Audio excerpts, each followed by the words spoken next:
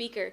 Our next speaker is Conor Flynn, who is the founder of Information Security Assurance Services. It's a great little tongue twister. He's well established and respected within the information security arena. Hello. Good evening. Thank you very much, first of all, Sinead, and to Trinity for the invitation to speak here this evening. It's a fascinating topic, and I think it really engages people. And I really enjoyed Owen's presentation. I have to echo the comments from Jean on that.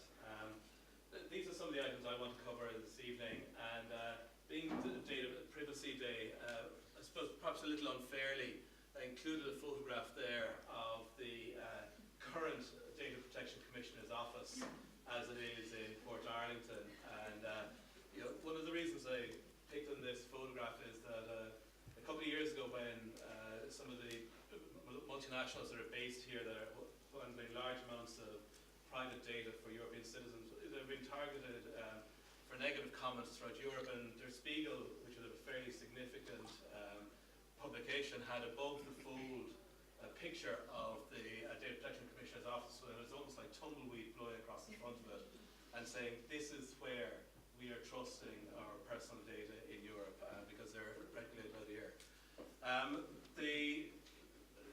The office is getting more commitment, and I think Eugene has gone through a lot on the new regulations. But what is Data Privacy Day? I mean, the whole thing was raising awareness about what we do with our own personal data and what large organisations, or even small and state organisations, do with it as well. I think that we can be critical of the organisations in their data handling policies, but we must also take responsibility ourselves. And I think it echoes some of the other comments made, is that the privacy settings, the awareness of what we're doing with our data. So raising awareness is very, very important.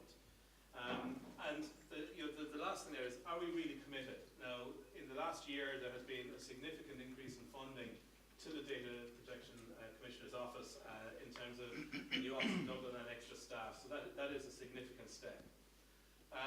The digital footprint that we talk about, we focus to a certain degree on some of the private companies and commercial organisations that are gathering our data. But a lot of the focus that has come on this is from the state level gathering of data that was not agreed to in anybody's terms and conditions, and our digital footprint there. And we look at the NSA, and that's been well publicised, and GCHQ not so far away, with the significant programs and expenditure that they've had in hoovering up massive volumes of data and processing it. Now, we're living in the post-Snowden era, and we'll talk about that a little bit more, but we have to assume today that every single thing we do, whether through accepting the terms and conditions of the applications and websites that we're using, and they're gathering that information in a legitimate format, but there are other forms of data gathering that are not being performed in such a straight-up way. We've got the Prism, as we saw earlier, as one of the classics. But state-level actors across the globe are intent on gathering data for anti-terrorism, various noble issues. But we have seen with Snowden particularly, as an analyst, and he was an intelligence analyst, the amount of information that he was able to extract from those systems, take with him, and drip feed back into the media. There's very little distance between carrying out that act, where he took the information about the programs that are running, and taking the personal data and the information that was being gathered and using it for some other more nefarious intent than just embarrassing the American government. It is not science fiction. The money that is being pumped in at state level around the globe is quite frightening. At a local level here, companies are now having to come to grips with changes in requirements under discovery and e-discovery law, which means that more and more of your communications within the companies you're working for are being recorded and retained for significant periods of time for them to comply with discovery orders, e-discovery orders. I'm not a solicitor, but there are impacts upon retention. So people don't realise how much of it is being done and recorded. And logging is a huge area. I mean, we've seen the Data Retention Directive that was declared invalid last year by the European Union that had required service providers, whether they're internet service providers, phone companies, to retain information about every single connection that you made on the internet. Not what was actually done on it, but every website you visited, every email that you sent had to be recorded and was being recorded in Ireland for a year.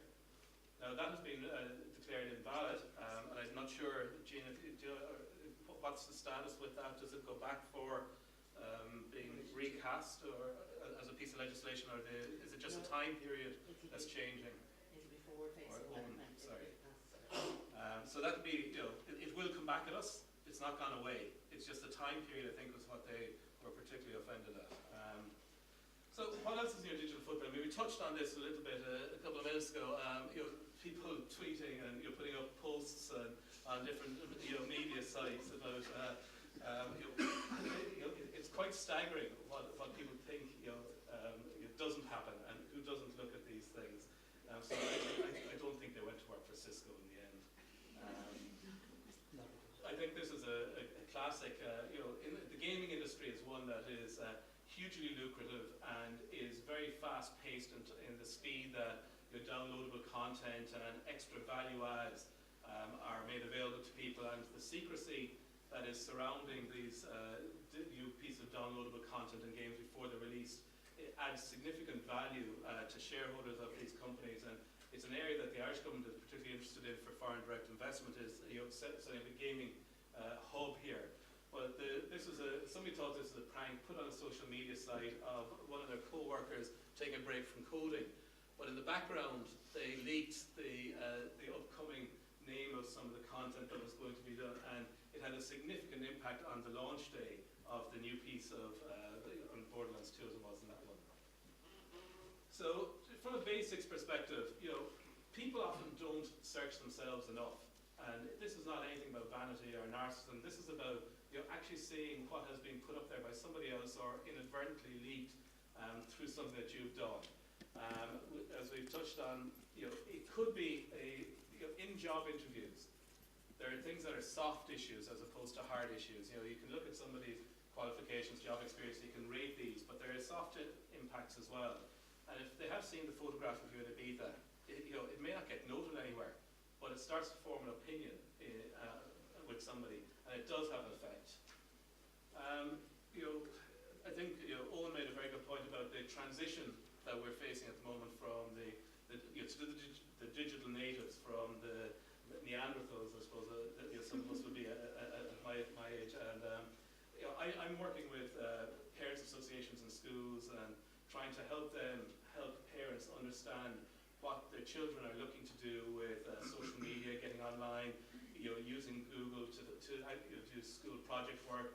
A lot of the teachers in primary schools today are using free websites for putting content up for the kids to work on, and parents don't understand and are frightened, and they're not getting enough support. And I think I've seen it quite a lot where somebody will come over to a neighbour's house and say, "Can I use your Facebook account to go on and have a look at something that's being put up?" Or "Can I use your computer to go and look at this?" Or they log onto a machine in another place, and they actually leave their details cached in the browser, their logon credentials.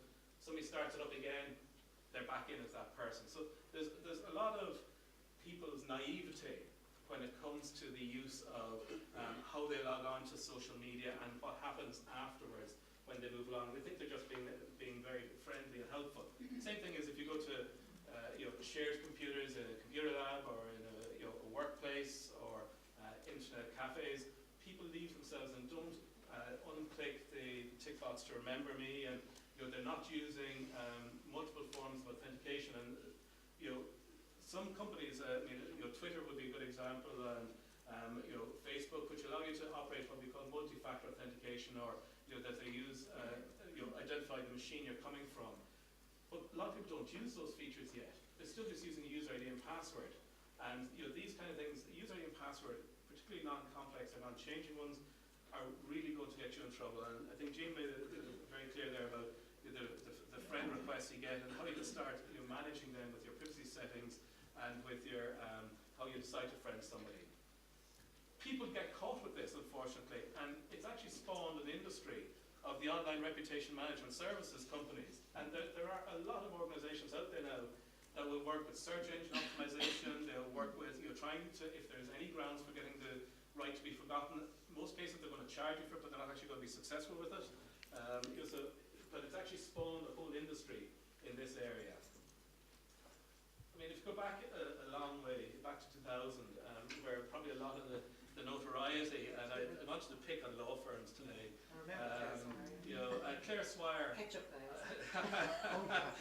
a particularly good evening out with Bradley Chait, and sent him an email at work, and they had a bit of to and fro, but it went global. It got forwarded on, and while there wasn't significant impact, Bradley didn't get fired by Norton Rose, but lots of people in other companies who then commented and got particularly negative and incredibly cruel comments in some of it, they became victims through some places that had policies themselves and suffered disciplinary action, or in some cases were dismissed. It goes back then that far.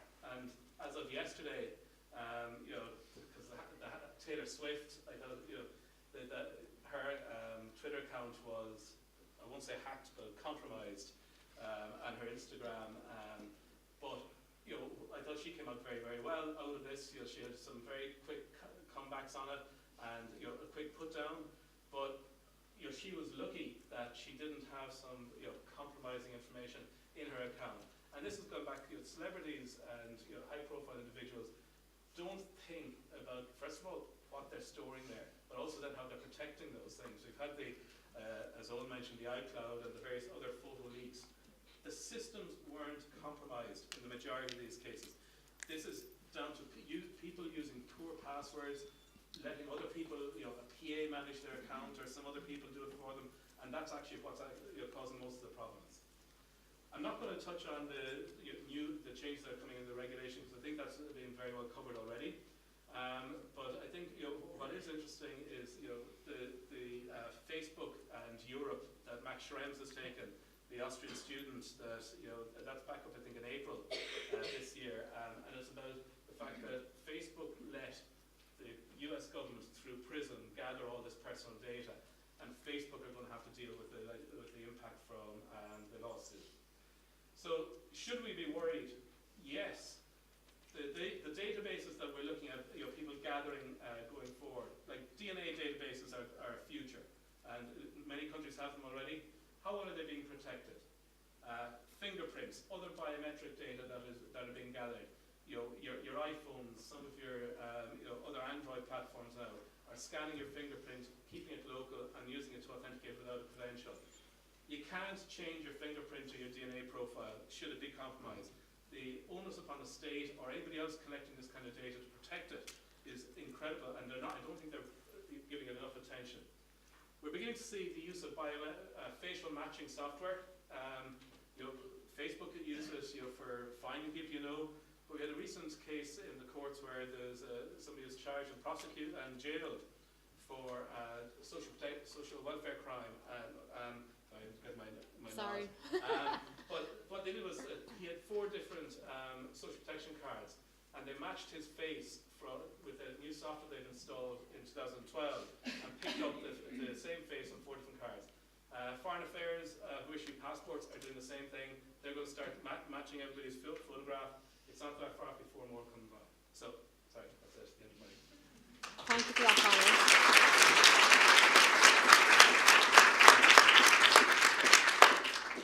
And just to touch upon some of the points that Conor made there, because it's quite interesting for a lot of us. When you sign in for comments on forums, so if, for example, the journal is a big forum where people go, or even boards, a lot of people tend to log in with their Facebook accounts. And I actually spoke about data mining on the show I worked on yesterday, and a guy emailed in afterwards saying, when I was young, unemployed and quite angry, I used to go on all these forums and give quite controversial opinions just to get a reaction.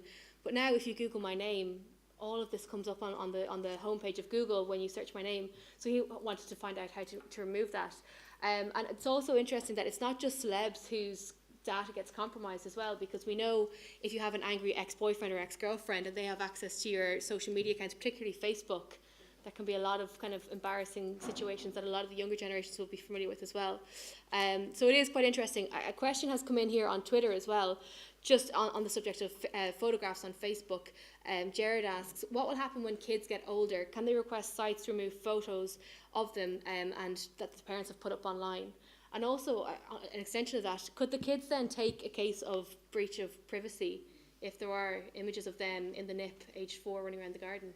Interestingly, maybe, again, as a legal answer, we don't Great. know what the regulations are. Moving on. We don't know what Yeah, rights are going to it's interesting. exist. But if there is a remedy, remember that the first person who uploaded them is their parents, so you may have to go to the first person who did the harm. You may not be going to the site, you may be going to your own parents. Typically, if you're scamming money off people, it's really difficult to sue them at the same time. Yeah.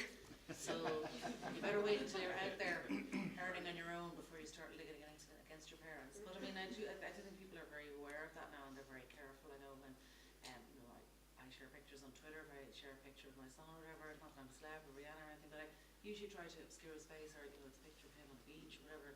Yeah, people are much more conscious of it now. Yeah. And I do see people, with it, on whatever social media platform, when they have the baby first, they go, here, I'm just doing one photo, and that's it. Otherwise, I'm not sharing, whatever. So that's fine. But we don't know what future rights they will have. I would say it's going to be interesting. It's another one of those grey areas. The problem is that storage is so cheap that it's far cheaper to just keep storing data than it is to clean it out. Yeah. I know, it's an interesting one. Okay, keep your tweets coming in. It's hashtag TCD privacy. Our